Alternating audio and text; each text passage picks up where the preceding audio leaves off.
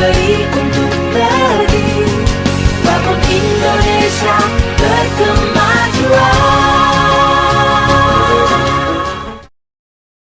Assalamualaikum Sobat Lasismo, selamat datang di Podcast Solusi, sudut obrolan penuh inspirasi spesial Ramadan, zakat memajukan kesejahteraan bangsa. Di episode kali ini akan berbeda dari episode sebelumnya. Ini akan menjadi hal yang berbeda ya, dokter ya? Insyaallah. Yaitu membahas tentang pembusukan otak, yaitu brain rot yang kita hubungan dengan bulan Ramadan. Sebelumnya kita kenalan dulu dengan Dr. Catur Priambodo MKes. Ya. Selamat datang Ustaz. Selamat datang di Podcast Solusi. Ya. Terima kasih Ustaz atas waktunya. Ya. Gimana kabarnya Ustaz di bulan Ramadan ini? Alhamdulillah semakin sehat, semakin baik kondisinya. Ya, Alhamdulillah. Oke Ustaz, ini kan terkait brain rot. Ini sebenarnya sudah sangat sering dibahas di media sosial tentang bahayanya dan dampaknya itu apa saja terhadap terutama Gen Z nih anak muda yang suka pegang HP itu, bangun tidur sampai mau tidur pegang HP. Betul. Nah mungkin dokter bisa menjelaskan apa sih pembusukan otak atau brain rot ini? Iya. Assalamualaikum warahmatullahi wabarakatuh, Sobat Lasismo yang dirahmati Allah. Kali ini kita memang membahas sesuatu yang ini banyak terjadi. Memang betul di kalangan Gen Z, tapi tidak menutup kemungkinan sampai baby boomers pun yang lahir tahun 45 sampai 65 pun itu juga terkena ya. Dan parahnya, ya mohon maaf, parahnya itu ini nggak disadari oleh yang bersangkutan bahwa sesungguhnya dirinya itu sudah mengalami brain rot. Brain rot itu apa sih? Brain rot itu kalau mau diartikan per kata, brain itu otak, rot itu pembusukan. Jadi Sobat Lasismo yang dirahmati Allah, terjadi pembusukan di otak seseorang dengan berbagai macam penyebabnya itu. Pembusukannya itu jangan dibayangkan otaknya terus membusuk seperti buah-buahan gitu, tidak. Tapi ada fungsi kognitif yang menurun secara drastis. Fungsi kognitif itu fungsi untuk menghafal, fungsi untuk menganalisa, fungsi untuk mengambil keputusan. Itu fungsi kognitif. Dan penurunan itu terjadinya gradatif. Itu yang menyebabkan brain rot itu tidak dirasakan. Ibaratnya kemampuan seseorang itu 100 gitu ya. Dengan terjadinya brain rot itu menurun 99, 98, 97, 96, tahu-tahu sudah 80. Begitu 80 baru dibandingkan. Iya ya, saya setahun kemarin itu menghafalkan apa-apa gampang. Ini kok jadi sulit ya. Tapi sudah kadung 80. Nah, itu. Jadi secara sederhananya brain rot itu atau pembusukan otak itu di mana terjadi penurunan fungsi kognitif dari otak kita, terutama yang kaitan dengan tadi belajar, menghafal, menganalisa, mengambil keputusan, itu ada di fungsi kognitif itu gitu. Tadi kan menurunnya secara gradatif atau perlahan-lahan gitu ya, betul. Dokter ya. Itu ada biar kita tahu ada penurunan perlahan itu bisa kita ketahui nggak sih? Betul. Ini pertanyaan menarik. Sobat Lasismo yang dirahmati Allah. Ini pertanyaan menarik.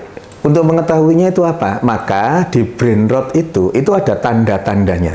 Jadi dalam bahasa keumumannya itu ada gejala-gejalanya, gitu ya.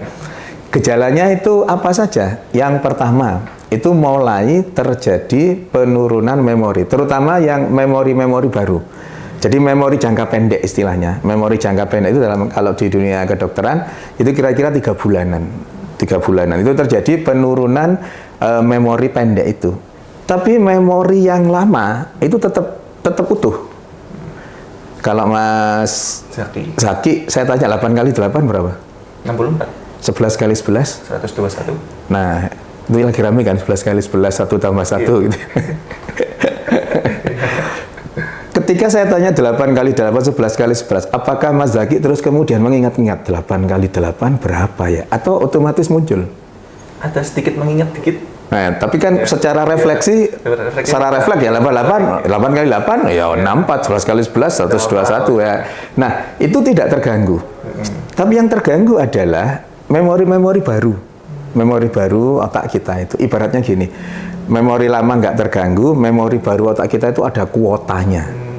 Ibaratnya nih ya, kuotanya 100 supaya gampang aja, 100% gitu ya, 100. Itu nanti akan sulit untuk kita isi dengan memori baru ketika memori itu sudah penuh. Apa yang menyebabkan penuh nanti kita bahas belakangan. Tapi pendek kata, terjadi penurunan memori baru di otak kita.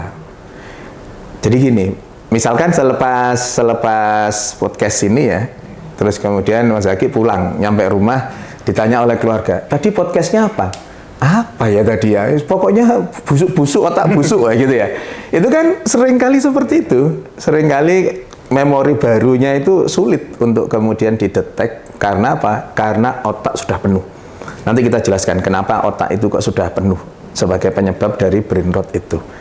Kemudian tanda yang kedua, orang itu sulit untuk konsentrasi, sulit fokus. Jadi kalau Sobat Lazismu yang dirahmati Allah sudah merasa bahwa saya kok gampang terdistraksi ya, baca apa teralihkan, baca apa sedikit teralihkan, itu bisa menjadi tanda-tanda terjadinya brain rot itu. Kemudian tanda yang ketiga, perubahan suasana hati yang cepat. Ya kalau orang lihat medsos gitu tuh ya, itu dia ketawa-ketawa sendiri, nangis-nangis sendiri gitu ya. Itu menjadi bagian dari perubahan suasana hati yang drastis, berubah cepat. Dan yang keempat, itu ada gangguan tidur. Gitu. Gangguan tidur itu ada dua. Kesulitan memulai tidur, dan ketika tertidur gampang terbangun. Itu gejala-gejala yang muncul pada orang-orang yang mulai mengalami brain rot itu. Kira-kira Sobat Lazismu di antara 4 gejala itu sudah berapa gejala yang ada? Ini yang menjadi masalah karena orangnya nggak merasa, sudah terjadi penurunan fungsi kognitif itu, gitu ya. Jadi memang nanti kita bahas apa yang menjadi penyebab terjadinya brain rot itu, gitu ya. Apakah ini tadi kan sempat menyinggung Gen Z? Ya, betul. Apakah ini riskan untuk dialami Gen Z atau sebenarnya semua orang itu bisa mengalami? Ya, betul. Nah, era digitalisasi ini itu kan era-eranya Gen Z ya, eranya Gen Z, Gen Alpha atau Gen sebelumnya Gen Y, itu sudah mulai Gen Y atau Gen Y, itu kan sudah mulai ada digitalisasi itu. Nah, menariknya penyakit ini baru, brain rot itu belum lama penyakit brain rot itu. Kenapa kok bisa seperti itu? Karena ini imbas dari proses digitalisasi yang sudah terjadi beberapa tahun sebelumnya. Nah, kalau Sobat Lazismu mau browsing tentang jurnal tentang itu paling terakhir 2023, bukan terakhir. Awalnya di 2023 baru ada. Mulainya ada itu 2023. 2023, 2024, 2025 sekarang ini. Nah, betul pertanyaan tadi. Apakah Gen Z punya resiko yang lebih tinggi? Betul. Walaupun resiko itu tetap ada di semua generasi yang ada syarat-syaratnya terpenuhi, ya, gitu ya. Syarat untuk kemudian menderita brain rot itu yang pertama punya HP. Sobat Lazismu yang ada yang tidak punya HP? Yang menonton ini pasti punya HP, Pak. Nah, yang menonton pasti punya HP. Oh, iya. Mas Zaki punya HP ya? Punya. Punya. Nah, satu berarti ada resiko brain rot. Iya. Satu, punya HP. Yang kedua, apakah di HP-nya ada medsosnya? Ada. Sobat Lazismu pasti punya HP yang ada medsosnya. Entah itu IG, entah itu TikTok, Facebook, atau apapun, sudah Twitter, dan seterusnya itu. Maka syarat kedua sudah terpenuhi. Jadi ada resiko yang semakin besar ketika punya HP ada medsosnya. Ketiga, yang dilihat di medsos itu adalah konten-konten yang terdiri dari tiga konten yang itu menjadi syarat atau penyebab sakit. Yang pertama, konten yang tidak bermutu. Konten tidak bermutu. Tidak bermutu ini gimana, dokter? Ya coba nanti kita kan ya. Konten yang tidak bermutu, terus konten yang dilihat repetitif, berulang. Terus kemudian yang ketiga, konten itu tidak mengajak untuk berpikir. Nah, kita kupas satu-satu ya. Nah, yang konten yang nggak bermutu itu apa? Misalkan gini.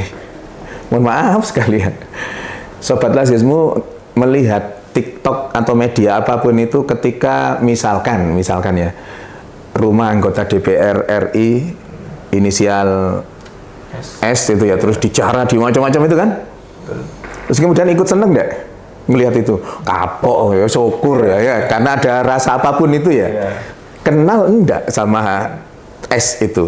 Tapi kenapa kok kemudian ikut bergembira dengan ikut euforia dengan wah syukur rumahnya dihancurin, dijarah dan seterusnya itu. Kenal saja tidak. Atau dalam konteks hiburan. Misalkan ketika Luna Maya menikah, gitu ya. Luna Maya menikah, terus ada yang kemudian para netizen ya, para yang pemilik medsos itu kemudian alhamdulillah Luna Maya akhirnya menikah ya, usianya sudah tua loh, akhirnya menikah. Oh, alhamdulillahnya lagi dapat yang lebih muda, kaya, ganteng dan seterusnya. Diundang juga enggak. Diundang juga enggak. Nah, itu contoh-contoh sederhana konten yang enggak bermutu itu seperti itu. Jadi tidak ada hal yang kemudian mendidik kita, tidak ada hal yang kemudian kita dapatkan dari proses yang melihat itu.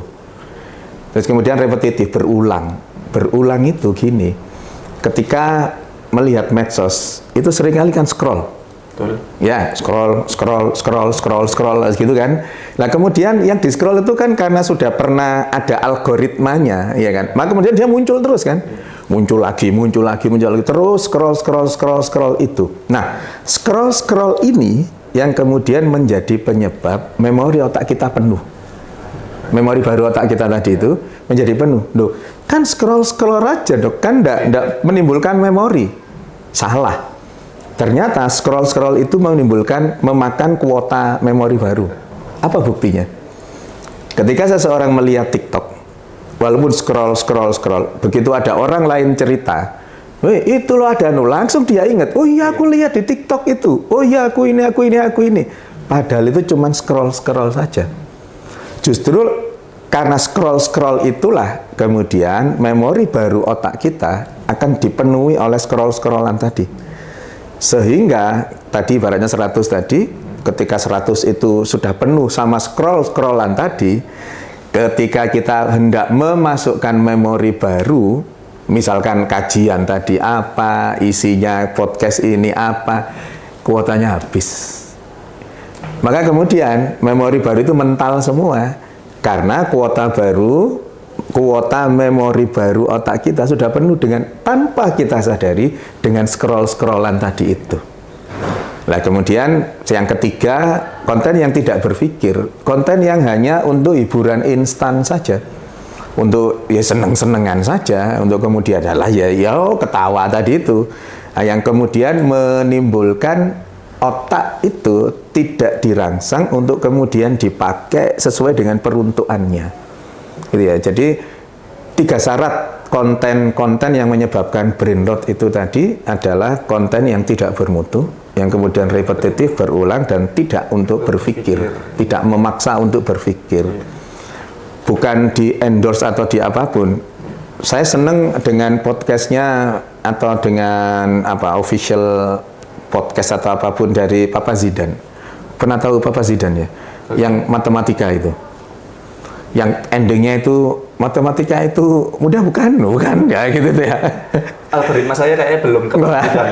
Nah itu Bapak Zidan itu cukup memaksa kita untuk kemudian berpikir. Misalkan ada pertanyaan gini di Bapak Zidan itu, urut-urutan dari deret aritmatika atau deret geometri. Ada angka 1, 3, 7, 40. Itu angka kelimanya berapa? 1, 3, 7, 40. Angka kelimanya berapa? 1 ke 3 itu tambah 2, 3 ke 7 tambah 4, 7 ke 40 tambah 33. Angka kelima berapa berarti? Nah, jangan-jangan sudah brain rot. Iya. Tanda-tanda ini kayaknya. Nah, itu memaksa kita untuk berpikir. Ternyata jawabannya apa? 1, 3, 7, 40. Angka kelimanya ternyata 100. Kok bisa? Dari mana? Iya, ini itu angka tahlilan. Hari pertama, hari ketiga, hari ke-7, hari ke-40, hari ke-100. Berpikir untuk out of the box itu menjadi salah satu cara supaya tidak brain rot. Nah, jadi berpikir tidak normatif biasa itu memaksa kita untuk kemudian berpikir tadi itu kan. Untuk mengolah redaksional kata-katanya, redaksional angka-angkanya seperti apa itu. Nah, jadi memang ketika syarat-syarat itu ada, punya HP, punya medsos yang dipakai isinya itu, dan dalam 1 hari minimal 2 jam. Minimal 2 jam lihat konten seperti itu sudah beresiko brain rot. Beresiko brain rot. Nah, Padahal saat ini Gen Z itu lihat HP untuk melihat medsos berapa lama? Bangun tidur, udah Aktivitas, bahkan makan sampai Iya. tetap di depannya ada HP ya? Iya, Nah. video orang lagi makan. Nah. Lagi makan lihat video orang lagi Kan makan. itu masuk kategori 3 konten tadi itu atau tidak? Gak bermutu, repetitif, Tidak gak membuat kita berpikir. berpikir. Nah, maka dari sisi itulah mekanismenya seperti tadi, prosesnya otak kuota barunya penuh sehingga kemudian memorinya hilang.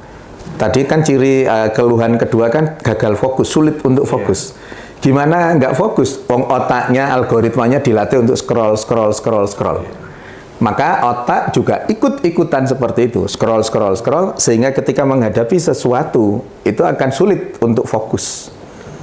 Suasana hati yang kemudian gampang berubah. Akhirnya gara-garanya ya gitu tadi. Ngelihat yang ketawa, ngelihat yang sedih, nangis gitu. Lah gangguan tidur. Tadi sebenarnya sampaikan Mas Zaki. Ketika seseorang itu punya HP, ada medsos, itu kan menjelang tidur pun masih lihat Masih pegang HP. kan?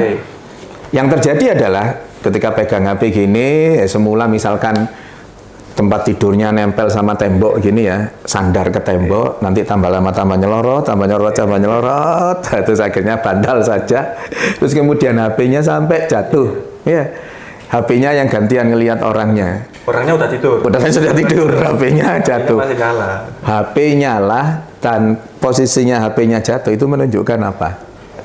Dia sudah capek. Dia sesungguhnya otaknya sudah ingin istirahat, matanya sudah ingin terpejam.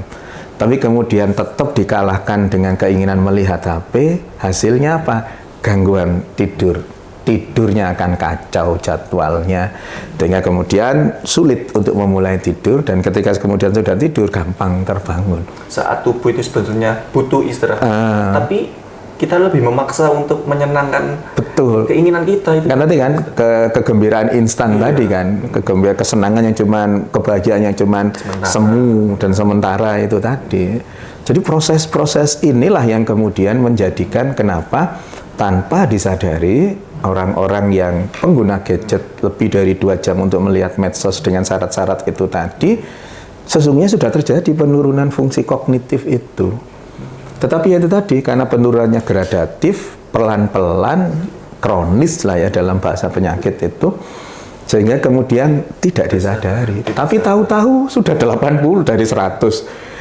Ketika 1 tahun yang lalu ngafalkan Quran enak saja, ini kok Susah. ayat pertama hafal, ayat kedua, tengah-tengah hafal, ayat satunya hilang hafalannya. Terus seperti itu. Jadi ini jelek ini. Resikonya sangat besar ini, dan kemudian apalagi nanti Gen Z mengalami itu ya. Iya. Ketika Gen Z mengalami itu, sementara Indonesia punya target 2045 Indonesia emas. Generasi emas, Indonesia emas. Yang ngisi di 45 nanti kan Gen Z nih. Bayangkan coba, Gen Z, Gen Alpha yang kemudian mengalami brain rot, tidak punya kemampuan untuk menganalisa sesuatu, tidak punya kemampuan untuk membedakan, ini yang benar, ini yang enggak. Terus mau jadi apa Indonesia ini kalau kemudian dipegang oleh mereka-mereka yang seperti itu? Tadi kembali lagi ke penyebab dokter. Tadi disebutkan bahwa setiap orang yang memiliki HP, memiliki medsos, terus konsumsi medsosnya adalah konten-konten yang tidak membuat berpikir, repetitif, tidak bermutu begitu. Saya kira hampir semua orang kayak memiliki HP dan memiliki medsos. Betul. Lalu bagaimana kita bisa menghindari potensi untuk resiko brain rot ini, dokter? Iya. Jadi bahkan kalau di rumah sakit itu sudah ada mereka yang terkena brain rot ini dan kemudian harus berobat. Harus ditangani oleh psikiater, bukan hanya sekedar psikolog, tapi psikiater, karena memang harus diberi obat pada perjalanannya itu. Alhamdulillahnya memang masih bisa kembali. Artinya kalau dia sadar, 80 tadi itu masih bisa kembali, tapi tidak 100 kembalinya, itu masalahnya. Jadi kembalinya dalam beberapa teori disebut kembalinya ke 96. Artinya kalau semula 100, turun sampai 80, 70 gitu ya. Tapi kemudian dia sadar, kemudian dilakukan langkah-langkah untuk terapinya, itu nanti bisa balik ke 96 tapi maksimal. Tidak bisa 100. Tidak bisa 100. Bukan kemudian ini dijustifikasi ya berarti 4% turunnya, enggak. Ini penelitiannya menyebut bahwa yang semula 100 itu tidak bisa kembali utuh lah, wis gampangannya gitu ya. Sehingga kemudian ketika sudah disadari ya alhamdulillah balik ke situ ya. Tapi jangan kemudian gitu lagi, nanti turun lagi, nanti jadi 92, nanti terus seperti itu. Sehingga kemudian orangnya akan susah untuk mendapatkan kemampuan yang asli. Nah, kemudian ketika kita sudah memahami brain rot itu seperti apa, maka kan kita butuh bagaimana cara mencegahnya. Bagaimana cara untuk kemudian seperti tadi. Sepertinya kok aneh gitu ya, kalau ada Gen Z yang tidak pegang HP kurang dari 2 jam gitu kan. Karena penyebabnya tadi seperti itu, maka pencegahannya ada yang disebut dengan digital detox. Digital detox itu ya seperti mendetoksifikasi gitu ya, racun-racun itu dalam konteks ini digital. Sobat Lazismu yang dirahmati Allah, digital detox itu mutlak harus dilakukan. Dalam bentuk apa? Dalam bentuk yang namanya digital detox, maka ada pengaturan berapa lama waktu untuk melihat medsos. Karena berbagai macam teori-teori dan penelitian-penelitian itu menyebut angka di 2 jam. Maka kalau mau full kemudian mencegah terjadinya itu, ya bermainlah medsos, walaupun tadi dengan seperti yang seperti itu tadi, tapi nggak lebih dari 2 jam dalam 1 hari. Kalau pengen tidak terkena brain rot, hindari itu untuk kemudian tidak bermain medsos selama 2 jam itu, tidak boleh lebih. Nanti Sobat Lazismu browsing. Negara-negara Jepang, Korea, Cina, Perancis, Denmark, Jerman itu sudah membatasi pemakaian medsos di negaranya maksimal 2 jam. Loh, gimana caranya kok bisa? Ah, gampang itu bagi pemerintah. Kan tinggal ada namanya, ada nomornya, begitu kemudian dia mengakses nomor itu 2 jam, tutup, jeret, nggak bisa. Otomatis sudah nggak bisa ngelihat medsos. Kenapa? Karena mereka menyadari betul kalau ini terjadi di generasi-generasinya itu masalah besar buat negara tersebut. Dan kita memang berharap bahwa pemerintah mulai melirik, mulai melihat bahaya brain rot ini untuk kemudian melakukan kebijakan. Ada langkah-langkah kebijakan. Jadi syarat pertamanya kurangi lebih dari 2 jam. Jadi kurang itu. Wah, sulit kalau untuk seperti itu. Maka ada cara untuk kemudian masing-masing orang punya komitmen untuk tidak memegang HP sama sekali pada jam-jam yang ditentukan sendiri masing-masing. Ditentukan sendiri masing-masing. Kami pernah di keluarga itu menerapkan pokoknya jam 6 sampai jam 10 malam, 6 malam sampai 10 malam tidak pegang HP sama sekali. Semua anggota keluarga. Semua anggota keluarga itu saat anak-anak saya masih SD SMP itu bisa dilakukan. Tapi ketika anak-anak itu sudah SMA, kuliah sudah tidak bisa dengan berbagai kondisi. Tapi alhamdulillahnya mereka sudah punya basic, sudah punya pondasi lah untuk kemudian tidak berlarut-larut dalam medsos itu. Maka putuskan itu. Cara yang paling gampang untuk kemudian mengawali ada kurun waktu tertentu yang tidak pegang HP itu adalah ketika tidur. Jadi kalau sudah beranjak ke kamar tidur, sudah HP-nya taruh. Jangan di dekat sama tempat tidur, karena masih ada keinginan untuk ngambil. Nah, yes, guyonannya itu taruh di kulkas saja sudah ya. Jadi HP-nya itu taruh kulkas sudah tidak kelihatan gitu ya. Terus pokoknya di luar dari kamar tidur itu untuk kemudian tidak lagi mengakses itu. Nah, maka nanti pola tidurnya balik. Ya kan, repetisinya nanti sudah wong akhir dari menjelang istirahatnya situ sudah tidak ketemu dengan HP lagi, belum lagi paparan sinar radiasinya itu juga nanti akan mengganggu mata. Nah kemudian ketika itu sudah, saya tidak bisa dok kalau tidak pegang HP lebih dari atau kurang dari 2 jam itu. Nah tadi kan syaratnya itu. Syaratnya konten yang dilihat itu adalah konten yang gak bermutu, repetitif, dan tidak berpikir. Maka buat melihat konten-konten, silakan lebih dari 2 jam.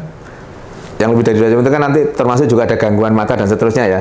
Tapi oke lah, kita tidak bahas itu, tapi sedang bahas brain rot. Maka lihatlah konten-konten yang bermutu. Konten bermutu itu yang seperti apa? Yang membawa asupan pengetahuan, ilmu, seperti podcast Lazismu ini Itu ada ilmu yang didapat, ada kemudian sesuatu yang menjadi penguat, entah itu keimanan kita, ketakwaan kita, atau pengetahuan kita. Kemudian jangan repetitif. Artinya kalau dalam konteks ini jangan gampang scroll. Jadi kalau mau lihat podcast Lazismu, ya dilihat sampai selesai. Sampai utuh. Sampai utuh sampai selesai. Jadi kemudian konten yang berpikir tadi contohnya itu. Contohnya itu kontennya Bapak Zidan itu. Untuk kemudian harus berpikir. Apapun itulah. Nanti ada apa, I love matematika atau apapun itu yang sifatnya berpikir. Nah, itu mencegah terjadinya itu. Walaupun tetap lihat medsos. Tapi kan kalau dibayangkan, medsosnya itu kan medsos yang kemudian mampu membuat memori otak kita, terutama memori baru itu kan menjadi kemudian terbuka lebar kan. Karena bukan konten-konten yang tidak bermutu yang memakan kuota itu tadi.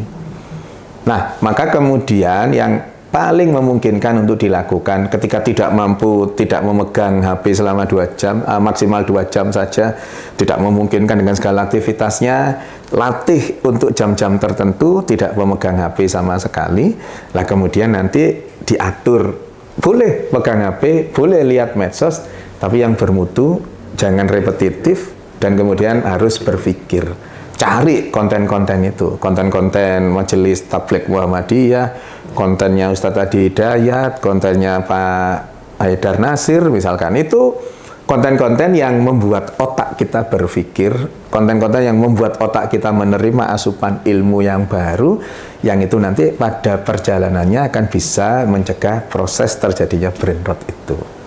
Jadi untuk di media sosial ini, daripada kita membuang waktu untuk hal-hal yang tidak bermutu tadi, kita isi dengan kasana keilmuan. Betul. Nah, itu melawan hegemoni 3 medsos tadi itu, tidak bermutu, repetitif, dan tidak berpikir tadi.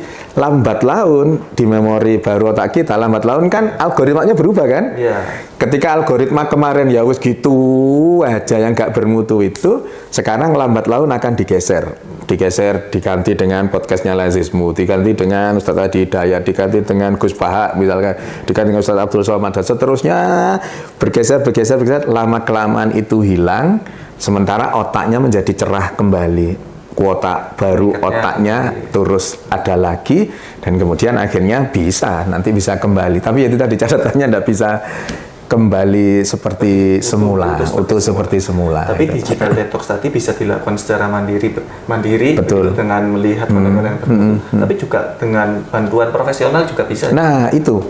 Ketika kemudian mereka yang punya kemampuan untuk membatasi itu, misalkan saya sebagai orang tua gitu ya, anak-anak saya masih kecil, saya bisa kan membuat anak saya itu hanya cukup 2 jam saja sehari untuk melihat gitu misalkan, itu sangat bisa ya, apapun apa namanya, screen time-nya itu nanti di situ kan bisa.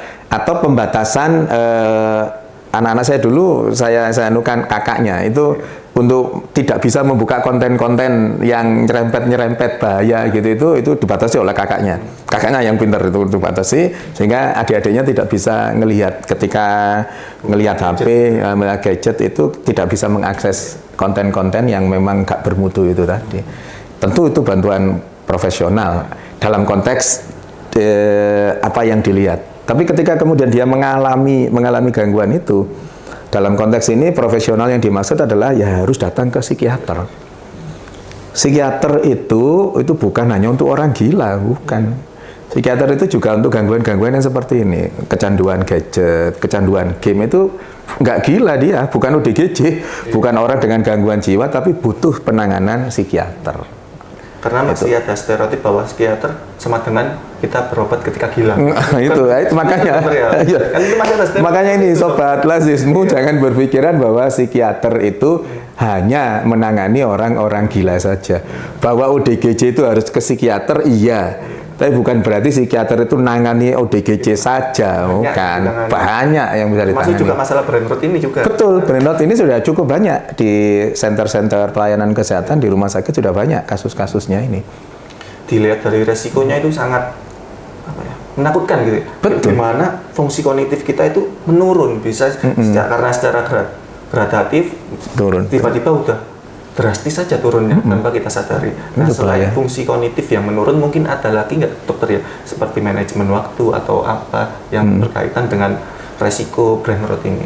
Ya, melanjutkan tadi ya, resiko brain rot yang fenomenal itu. Kalau masih ingat ketika bulan Oktober, akhir Oktober ya, di Surabaya terjadi Gerahadi dibakar dan seterusnya itu, Demo itu ya. demo dan seterusnya, itu brain rot mereka itu. Mereka itu sesungguhnya yang membakar itu tidak ada koordinatornya. Maksudnya tidak ada korlapnya kan. Korlapnya apa tanda kutip? Korlapnya HP. Medsos. Ya. Medsos begitu ngelihat, hey guys, saya lagi di Gerahadi ini bla bla bla bla bla bla. Sudah mereka punya HP ke sana dan ada gelombang otak yang hilang. Nanti sobat lazismu bisa melihat, nanti ada gelombang P300. Gelombang P300 itu yang ngurusi masalah atensi kepada orang lain, ngurusi masalah pengambilan kebijakan, keputusan.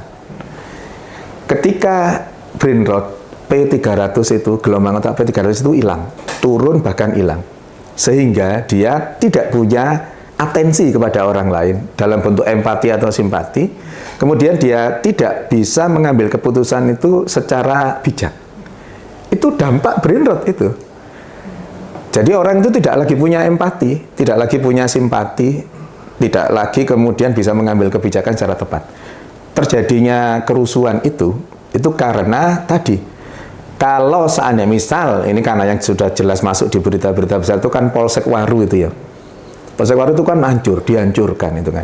Itu prosesnya kan ternyata ada satu gerombolan orang adik-adik itu tadi yang kemudian pulang itu ngelihat Polsek Waru. Ada yang kemudian mencetuskan, jadi triggernya.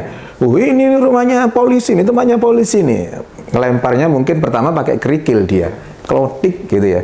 Tapi kemudian teman-teman yang lain, iya ini. Satu enggak punya empati, enggak punya simpati lagi. Itu sudah hilang, sudah. Nah, kemudian nggak bisa mengambil keputusan yang bijak. Udah, suara massa, padahal kan itu gedungnya itu salah apa? Itu kan tidak ada salahnya. Sama persis seperti yang terjadi di anggota dewan tadi itu. Inisial S tadi. Nah, inisial S tadi itu sama, itu juga gitu kan. Jadi nggak punya kemampuan untuk memilah itu. Nah, pada sisi ini yang menarik sebelum saya menjawab tadi itu ada hal yang sangat kontradiktif gitu ya. Ada satu keluarga misalkan ya, satu keluarga makan di rumah makan, di restoran, di rumah makan gitu ya. Ayah, ibu sama taruhlah 3 orang anaknya gitu ya, di satu meja gitu ya. Dalam satu meja mereka makan. Tapi pernah ngelihat enggak fenomena itu, bahwa mereka ternyata semuanya nunduk semua, lihat HP tanpa ada interaksi dengan mereka. Antar mereka tidak ada interaksi. Lalu untuk apa? Makan bersama itu untuk apa? Nggak ada korelasi, nggak ada interaksi. Itu bagian dari brain rot. Kalau yang seperti itu kira-kira dari rumah naik mobil, satu mobil ke restoran itu di jalan ngobrol nggak itu kira-kira? Lihat HP sendiri-sendiri. Ya, lihat HP sendiri-sendiri. Ini kan fenomena jelek ini, itu fenomena yang nggak benar itu. Jadi maka untuk menghindari terjadinya brain rot itu langkah-langkah yang bisa kita lakukan, gitu ya. Berarti tadi manajemen waktu menjadi penting kan. Manajemen waktu itu kan memang kita harus mengatur ini kapan saya harus konsentrasi di kerjaan saya. Bagi yang kuliah saya konsentrasi di kuliah saya. Bagi yang kemudian aktivitas mengajar guru dan muridnya juga saya lagi belajar, gurunya saya lagi ngajar, maka saya nggak pegang HP, muridnya juga. Jadi konsentrasi penuh, maka manajemen waktu menjadi penting. Kapan saya boleh ngelihat HP, kapan saya harus mengakses kuliah, kapan saya harus mengakses pekerjaan dan seterusnya itu. Maka di situ pentingnya manajemen waktu itu. Berarti kengerian dari brain rot itu nggak hanya dialami oleh individu sendiri, fungsi kognitifnya, tapi juga bisa berefek pada keluarga, kurangnya interaksi antara anggota keluarga, bahkan bisa mengancam sebuah negara begitu atau masyarakat pada umumnya gitu. Seperti contohnya kayak kerusuhan dan sebagainya itu kan merugikan orang lain, bisa jadi malah dapat merugikan negara. Apalagi kita Indonesia pengen 2045 ingin Indonesia emas. Gitu. Betul. Berarti efeknya itu panjang dan besar ya. Dan memang semula di individunya, tapi kan terus di level yang lebih besar, keluarganya. Keluarganya nanti di kampungnya, di perumahannya, di lingkungan sekitarnya. Orang-orang yang brain rot itu, yang kemudian sangat tergantung kepada gadget, itu kan sangat tidak mengenakkan. Ketika kita ngobrol gini ya, kita ngobrol, terus Mas Aki lihat HP gitu. Saya tanya apa, Mas Aki lihat HP. Dongkol ini yang diajak ngobrol itu kan. Nah, fenomena-fenomena itu kan ada di seputar kita. Ada yang cangkruan di warung kopi, bareng berangkatnya cangkruk di warung kopi, tapi begitu nyampe warung kopi semua ngelihat HP-nya sendiri-sendiri. Nah kan ini nggak ada interaksi sama sekali. Ya, sisi sosial itulah yang kemudian menjadi terbengkalai, menjadi tidak erat lagi. Maka hubungan antar orang itu menjadi tidak sebagai sebuah family gitu ya. Makanya tadi itu empatinya hilang, simpatinya hilang, sudah nggak mikiri orang lain. Kan itu kan fenomena yang terjadi saat ini kan itu. Dan kita patut prihatin dengan kondisi ini, dan ini memang harus ada penanganan serius dari pemerintah, entah melalui Dinas Kesehatan atau Kementerian Kesehatan atau kementerian-kementerian terkait, untuk cobalah dipertimbangkan betul bagaimana cara untuk kemudian terutama Gen Z ini yang nanti akan jadi generasi penopang ketika Indonesia emas itu, untuk kemudian dipikirkan hal-hal yang kaitan dengan brain rot ini gitu ya. Untuk terakhir nih dokter, ini jika ditarik atau dilihat dari perspektif Islam begitu, apakah ini ada korelasinya dan apakah juga ada solusinya begitu? Iya. Jadi kalau kita melihat bagaimana Allah menciptakan otak kita, itu peruntukannya memang untuk berpikir. Inna fi dzalika laayatil liqaumi yatafakkarun, gitu ya. Otak kita ini dipakai untuk memikirkan ayat-ayat Allah itu apa. Inna fi khalqis samawati wa ikhtilafil laili wan nahari laayatil liulil albab. Orang-orang yang berpikir, orang-orang yang menggunakan otaknya. Jadi otak itu memang dipakai untuk berpikir. Otak itu memang dipakai untuk melihat kebesaran-kebesaran Allah, ayat-ayat kauniyah, ayat-ayat kauliyahnya itu seperti apa.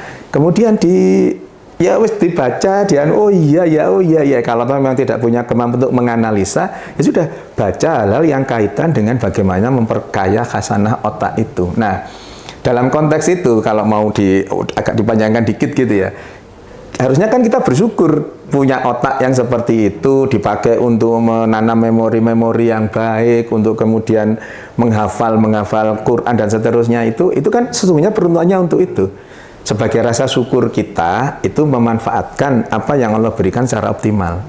Dan menjadi kufur ketika kemudian peruntukannya itu tapi nggak dipakai. Kayak gitu kan? Jadi otak itu diberikan Allah kepada kita untuk berpikir, tapi kok kemudian tidak dipakai untuk berpikir, itu kan jadi kufur nikmat. Khawatirnya nanti masuk ke itu kan, la in sakatum la azidannakum wa la in kafartum inna adzabi lasadid. Kalau bersyukur nikmatnya akan ditambah, kalau kufur diancam hati-hati siksaku amatlah pedih. Dalam konteks brain rot, mereka yang punya otak dipakai untuk berpikir, Allah akan tambah nikmatnya. Dalam bentuk apa? Dia akan disehatkan otaknya, kemampuan berpikirnya bagus, kemampuan menganalisanya bagus. Dan ketika orang itu kufur, tidak memanfaatkan otak itu dengan baik, diancam, hati-hati siksaku amanlah pedih. Apa itu? Kepedihan siksanya Allah itu bisa terjadi di dunia dalam bentuk apa? Kesulitan untuk menghafalkan sesuatu.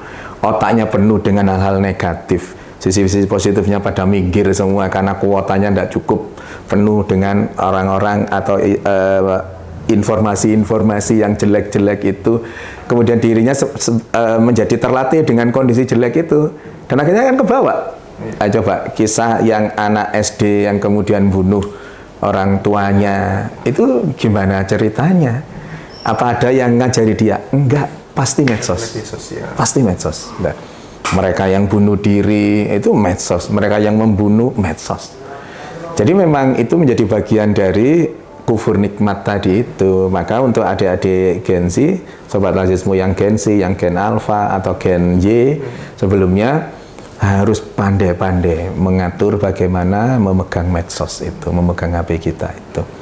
Manfaatkan medsos itu untuk kebaikan, karena memang otak kita ini diciptakan untuk berpikir itu tadi. Karena anugerah berpikir ini hanya untuk manusia saja, betul. Tidak ada makhluk lain yang ya, dapat anugerah ini, betul. Karena juga sesuai dengan misi kita sebagai Khalifah fil Ardh itu, betul. untuk mengelola bumi ini, alam semesta.